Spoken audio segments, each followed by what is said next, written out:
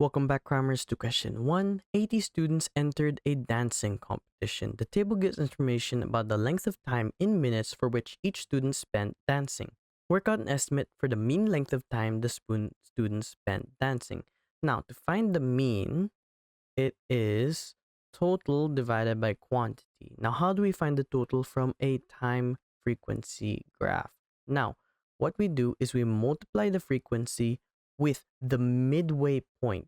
So the midway between 0 and 12 is 6, and the frequency is just 11. Now we combine that with the next one. Midway between 12 and 24 is 18, and we multiply that with 25. Midway between 24 and 36 is 30. We multiply that with 23. Midway between 36 and 48 is 42. We multiply that with 15.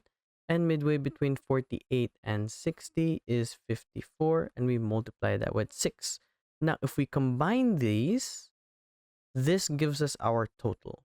Our quantity is already given as 80. So, our mean will be given as 6 times 11 plus 18 times 25 plus 30 times 23 plus 42 plus 15 plus 54 times 6. And we divide this by how many students there are, which is 80. And we can use our calculator here.